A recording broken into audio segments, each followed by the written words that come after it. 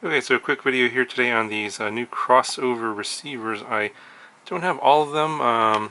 This little sheet here shows you some of them that are here, and there's actually one that's not actually on this sheet.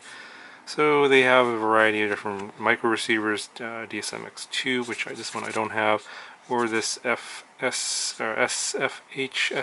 receiver. I don't have that one either. I've got this one here, the XR602T F2, the FreeSky D16, and I've got the XR602TA, which is the FlySky 2A 14 channel receiver. These are both diversity, as these two here, and then I got this one here with a single antenna. This is the XR401 F2, super tiny. This is a D8, I believe, FreeSky receiver. So these are the three that I received for testing. This one here is the FreeSky XR602T F2, and it's got two antennas there, kind of on the short side. They are removable, and this is capable of S-Bus with RSSI on one of the aux channels and also F-port. And so this little sheet here does show you how to set up the receiver. So it has four outputs on the end of the receiver. You have 5 volts ground, S-Bus, or F-port, so you can set that up, and it shows you how to configure for F-port if you want to use that. If you want to get telemetry back on the single TX connection, as well as how to set up the receiver, and also how to do the binding. It's pretty standard stuff here. Let me just give you size comparison. So first off, the FreeSky and FlySky versions are the same size. This is the FreeSky version compared to an XM Plus receiver, you can see here, and an XM receiver will be a little bit smaller. So this is an XM receiver with no diversity. It's about the same size as that. And in terms of the width, it's a little bit narrower, and it's probably going to weigh less as well. Okay, so the FreeSky D16 is 0.73 grams. XM Plus coming at 1.26 grams. This is the FreeSky single antenna, 0.48 grams. And then this is the FlySky version at 0.70 grams. So pretty lightweight. Obviously, between the two FreeSky ones here, the crossover and the XM Plus, it seems it's about half a gram lighter. So if you're looking for ultimate weight savings, then yeah, this might be an option. I like the fact that it has F-port on here if you want to do telemetry. Yeah, it's going to be kind of interesting.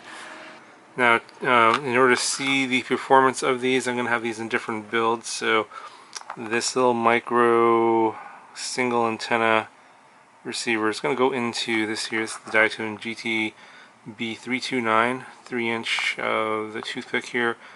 Very limited space, so this little micro receiver is going to work pretty nicely. I'm going to solder that on there and put that inside the canopy. So if you want to see the performance of this receiver, be on the lookout for the video on this guy here. That'll be coming up shortly. And for the performance of this guy here, the diversity receiver F2, this is a FreeSky D16 receiver. I'm going to be putting that into this large Tyro 129. This is a 7-inch. Can't even get it all into frame. This is a 7-inch long-range kit. This video will also be coming out pretty soon as well. And this one's going to go into that. And then I'm going to put the FlySky into probably a 3-inch long-range test rig that I'm currently putting together. This one probably a fair bit down the road. So, okay, so a little bit of an addendum to the video. I noticed that the binding procedures for this are a little bit different. So normally for like XM Plus receivers, you would hold the bind button down while powering it on.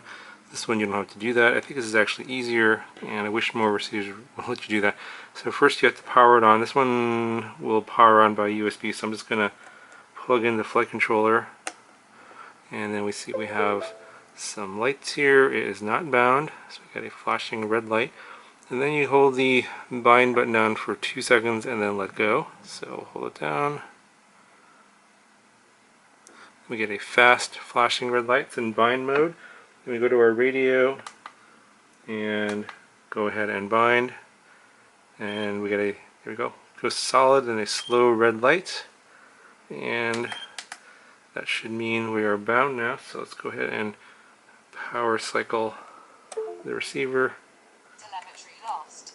And actually, it was already bound there. The radio said telemetry lost.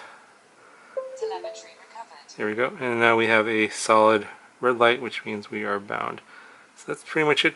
I actually like this easier because then the receiver could be inside the craft, and you'll have to just power it on, press the button for 2 seconds, put it into bind mode, and then go ahead and bind it to your radio. So this I like as a really good feature. I wanted to make sure that you guys knew about it. Anyway, that's going to do it for this video. If you guys have any questions about these, let me know, and I will try and address those in the future videos. You'll have to wait for those videos to actually see how these perform. I wanted to show you all these in this one video so you can at least get an idea of what's coming, and then they're going to go into these various builds that you'll see in future videos.